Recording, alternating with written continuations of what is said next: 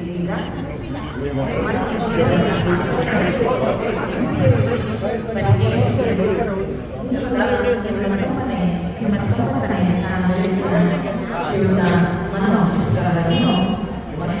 ಮಲೆನಾಡು ಸಮಾಜದ ಎಲ್ಲ ಸಹೋದರರು ಆತ್ಮೀಯವಾಗಿ ಆಮಂತ್ರಿಸುತ್ತಿದ್ದಾರೆ. ಇದರೊಂದಿಗೆ ಅಂಗಸಂಸ್ಥೆಗಳಾದ ಈ ಕಡೆ ಬನ್ನಿ, ಇಲ್ಲಿ ಬನ್ನಿ, ಈ ಕಡೆ ಬನ್ನಿ, ಇಲ್ಲಿ ಹಿಂದೆ ಬನ್ನಿ, ಹಿಂದೆ ಬನ್ನಿ, ಹಿಂದೆ ಬನ್ನಿ.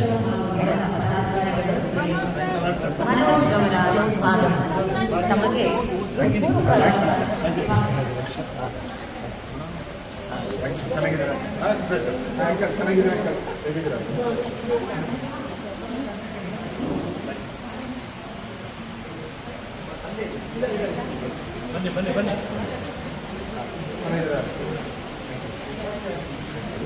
ಜ್ಞಾನದ ಬಲದಿಂದ ಅಜ್ಞಾನದ ಕೇಳು ಜ್ಯೋತಿಯ ಬಲದಿಂದ ಅನಂತದ ಕೇಳು ನೋಡಯ್ಯ, ಸತ್ಯದ ಬಲದಿಂದ ಅಸತ್ಯದ ಕೇಳು ನೋಡಯ್ಯ, ಪರುಷದ ಬಲದಿಂದ ಅವಲೋಕನ ಕೇಳು ನೋಡಯ್ಯ, ಎನ್ನ ಭವನ ಕೇಳು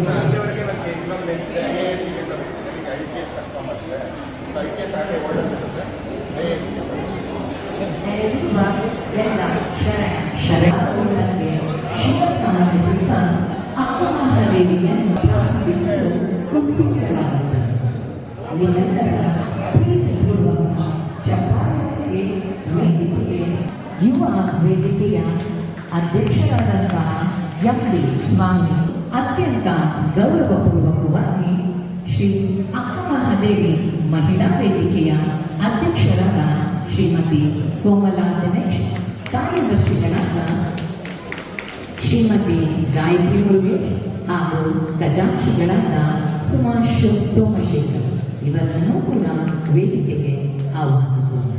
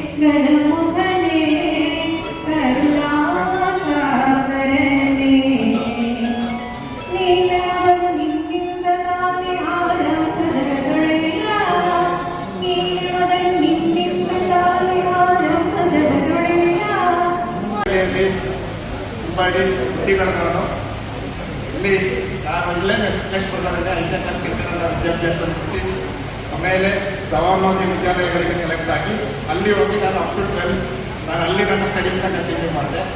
ಅದಾದಮೇಲೆ ನನಗೆ NITK ಸೂರತ್ಕಲ್ನಲ್ಲಿ ಸ್ಕಾಲರ್ಶಿಪ್ ಮೇಲೆ ಕಂಪ್ಲೀಟ್ ಫ್ರೀ ಸೀಟ್ ಸಿಕ್ತು. ಸೊ ಅಲ್ಲೂ ಕೂಡ ಎಲೆಕ್ಟ್ರಾನಿಕ್ಸ್ ಆ್ಯಂಡ್ ಕಮ್ಯುನಿಕೇಷನಲ್ಲಿ thank you. So electronics and communication ಇಂಜಿನಿಯರಿಂಗಲ್ಲಿ ಹೋದೆ. ಸೊ 2023ಯಲ್ಲಿ ಪ್ಲೇಸ್ಮೆಂಟ್ ಕೂಡ ಆಯಿತು. ಬಟ್ ಆದರೆ ನನಗೆ ಏನಂದರೆ ನನಗೆ ಇಬ್ಬರು ಸ್ಫೂರ್ತಿಗಳಿದ್ದಾರೆ ಈ ವಿಷಯದಲ್ಲಿ. ಒಂದು ನನ್ನ ತಾಯಿ, ಅಂದರೆ ನನ್ನ ಚಿಕ್ಕ ಕೇವಲ 4-5 ವಯಸ್ಸಿಂದಲೇ ನನ್ನನ್ನು ಒಬ್ಬ IAS IPS ಅಧಿಕಾರಿ ಮಾಡಬೇಕು ಅಂತ ಕನಸ್ಕೊಂಡು ನಮ್ಮನ್ನ ಅರಕುಗಳಿಗೆ ಎಲ್ಲ ಕಳಿಸಿ ಓದಿಸಿ, ಅಂದರೆ ಕೇವಲ 4 ವಯಸ್ಸಲ್ಲಿ ಒಬ್ಬ ಮಗನ ದೂರ ಕಳಿಸಿ ಓದಿಸ್ಬೇಕು ಅಂದರೆ ಆ ಸ್ಯಾಕ್ರಿಫೈಸ್ ಇದೆಯಲ್ಲ, ಆ ಸ್ಯಾಕ್ರಿಫೈಸ್ ಇಂದಲೇ ಇವತ್ತು ಇಲ್ಲಿರೋದು ನಾನು. ಸೊ ಅದಾದಮೇಲೆ ನಾನು ಅಂದರೆ ನನ್ನ ಸ್ವಂತ ಮಾವನವರು ತುಮಕೂರು ಮಠದಲ್ಲಿ ಓದ್ದವರು. ಆ ಮಠದಲ್ಲಿ ಅಂದರೆ ಅವರು ನನಗೆ ಹೇಳ್ತಾ ಇದ್ದ ಕಥೆಗಳು, ಅವರಿಗೆ ಅಂದರೆ ಸಿಕ್ಕಂಥ ಒಂದು ಇನ್ಸ್ಪಿರೇಷನ್ ಇರ್ಬೋದಲ್ವಾ. ಅಂದರೆ ತುಮಕೂರು ಸಿದ್ಧಗಂಗಾ ಮಠದಲ್ಲಿ ಒಂದು ಕುಲ ಭೇದ ಅಂತ ನೋಡ್ದಲೆ, ಜಾತಿ ನೋಡ್ದಲೆ, ಒಂದು ರಿಲಿಜಿಯನ್ ನೋಡ್ದಲೆ ಎಲ್ಲರಿಗೂ ಎಜುಕೇಷನ್ ಕೊಡ್ತಾರೆ. ಅಂದರೆ ಪ್ರತಿ ಮಕ್ಕಳಲ್ಲೂ ಕೂಡ ಒಂದು ಟ್ಯಾಲೆಂಟ್ ಇರುತ್ತೆ. ಆ ಟ್ಯಾಲೆಂಟ್ನ ಪೊಟೆನ್ಷಿಯಲ್ ಹೊರಗಡೆ ತರುವಂಥ ಕೆಲಸ ಮಾಡ್ತಾರೆ. ಇವತ್ತಿಗೂ ಕೂಡ ಲಕ್ಷಾಂತರ ಕೋಟ್ಯಾಂತರ ಫ್ಯಾಮಿಲಿಗಳು ಕರ್ನಾಟಕದಲ್ಲಿ ಒಂದು ವೇಳೆ ಸುಖ ಸಂಸಾರ ನಡೆಸ್ತಿದ್ದಾವೆ ಅಂದರೆ ಅದಕ್ಕೆ ಸಿದ್ಧಗಂಗಾ ಸ್ವಾಮೀಜಿಗಳೇ ಕಾರಣ.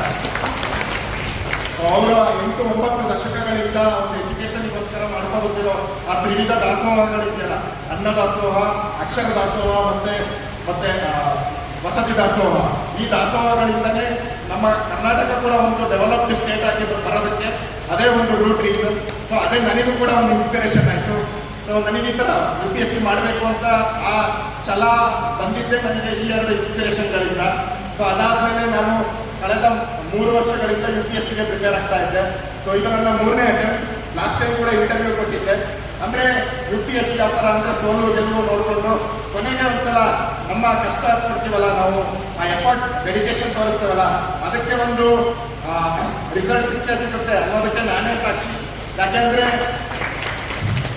ನನ್ನ ಕೇಸಲ್ಲಿ ತಂದೆಯವರು ಅಂದರೆ ನನಗೆ ಎಷ್ಟಾಗುತ್ತೋ ಅಷ್ಟು ಸಪೋರ್ಟ್ ಮಾಡಿ, ಅಂದರೆ ಒಂದು ಬಡ ಕುಟುಂಬದಿಂದ ಬಂದಿದ್ರು ಕೂಡ ನನಗೆ ಏನು ಚಾಲೆಂಜ್ ಆಗ್ತಾನೆ ಇರೋ ಥರ, ನಾನು UPSC ಬಗ್ಗೆ ಓದ್ಕೋತಾ ಇರಬೇಕಾದ್ರೆ ಬೇರೆ ಏನು ಪ್ರಾಬ್ಲಮ್ಸ್ ಇರಬಾರ್ದು, ನನಗೇನು ವರಿಗಳಿರಬಾರ್ದು ಅಂತ ಅವರು ಮಾಡ್ಕೊಬಂದು ಸಪೋರ್ಟ್ ಇರ್ಬೋದು.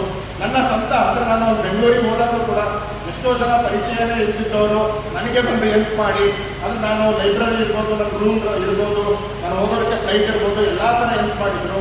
ನನಗೆ ಒಂದು ಗೈಡೆನ್ಸ್ ಕೊಟ್ಟು, ಅಂದರೆ ಆ ಸಪೋರ್ಟ್ ಸಿಕ್ಕಿರೋದ್ರಿಂದಲೇ ಇಂದು ನಾನಿಲ್ಲಿರೋರು. ಸೊ ಅದು ನನಗೆ ಗೊತ್ತಿಲ್ಲದೇನೋ ನನಗೆ ಸಪೋರ್ಟ್ ಮಾಡಿ ಎಲ್ಲರಿಗೂ ನಾನು ಚಿರಋಣಿಯಾಗಿರ್ತೇನೆ. ಸೊ ಅವರಿಗೆ ಥ್ಯಾಂಕ್ಸ್ ಹೇಳೋದಕ್ಕೆ ಇಷ್ಟಪಡ್ತೇನೆ. ನಿಜ ಹೇಳಬೇಕು ಅಂದರೆ ಇವತ್ತು ನಾನು ಇಲ್ಲಿ ಇಷ್ಟೊಂದು ಗ್ರ್ಯಾಂಡಾಗಿ ಒಂದು ಸನ್ಮಾನ ಆಗುತ್ತೆ ಅಂತ ಅಂದ್ಕೊಂಡಿರಲಿಲ್ಲ.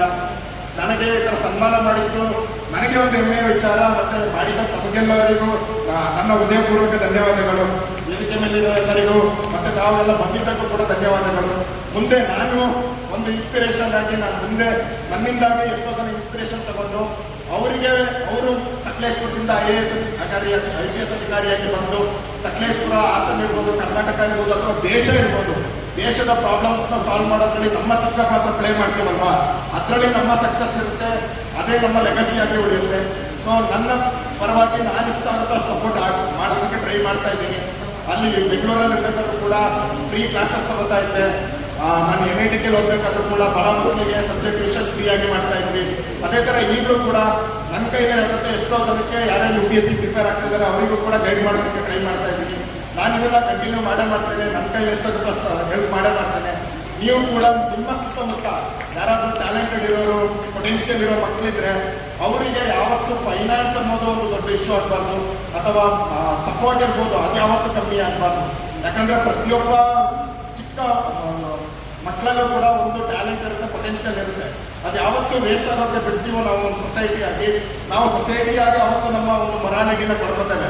ಸೊ ಅದರಿಂದ ನೀವು ನಿಮ್ಮ ಕೈಯಲ್ಲಿ ಎಷ್ಟಾಗುತ್ತೆ, ನಿಮ್ಮ ಮಕ್ಕಳಿರ್ಬೋದು ಅಥವಾ ಸುತ್ತಮುತ್ತ ಮಕ್ಕಳಿರ್ಬೋದು, ನಿಮ್ಮ ಕೈಯಿಂದ ಒಂದು ವಿದ್ಯಾದಾನ, ಅಕ್ಷರದಾನ ಮಾಡಿ, ಅದೇ ನಮ್ಮ ಸಕ್ಸಸ್ ಆಗುತ್ತೆ, ಅದೇ ನಮ್ಮ ಲೆಗಸಿ ಆಗುತ್ತೆ. ಸೊ ಇಷ್ಟು ಹೇಳ್ಬಿಟ್ಟು ಮತ್ತೆ ಧನ್ಯವಾದ ಹೇಳೋದಕ್ಕೆ ಇಷ್ಟಪಡ್ತೇನೆ. ಸೊ ಇಷ್ಟು ಹೇಳ್ಬಿಟ್ಟು ನನ್ನ 2 ಮಾತು ಮುಗಿಸ್ತೇನೆ. Thank you.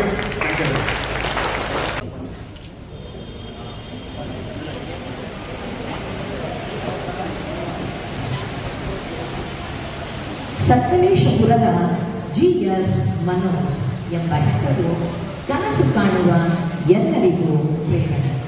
ಸಕಲೇಶಪುರದ ಗುರ್ಜಾನಹಳ್ಳಿ ಗ್ರಾಮದ ಹೆಮ್ಮೆಯ ರೈತ ಮನೆತನದ ಸರಳ ಬದುಕಿನಲ್ಲಿ ದಿಟ್ಟ ಸಂಕಲ್ಪ ಹೊತ್ತ ಪೋರ ಈ ಮನೋಜ್. ನವೋದಯ ಶಾಲೆಯ ವಿದ್ಯಾರ್ಥಿ.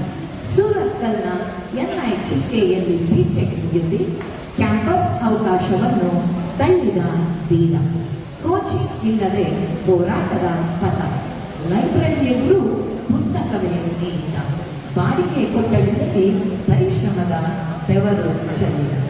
ಚಿಕ್ಕ ವಯಸ್ಸಿನಲ್ಲಿ ತಾಯಿಯನ್ನು ಕಳೆದುಕೊಂಡ ನೋವು, ಒಂದು ಹೊತ್ತು ಊಟದಲ್ಲೂ ಓದಿನ ಹಸಿವು, ಅದೇ ಅವನ ಗೆಲುವಿನ ಗೊತ್ತು. ಇದು UP ಪರಿಶ್ರಮದ ಫಲ. ನೂರಾರು ಎಲ್ಲ ಕನಸುಗಳು ನನಸಾಗಲಿ. ದೇಶಕ್ಕೆ ಹೆಮ್ಮೆಯ ಪುತ್ರನಾಗಿ ನಿಮ್ಮ ಕರ್ತವ್ಯವನ್ನು ಅತ್ಯಂತ ಸಮರ್ಪಕವಾಗಿ ನಿರ್ವಹಿಸಿ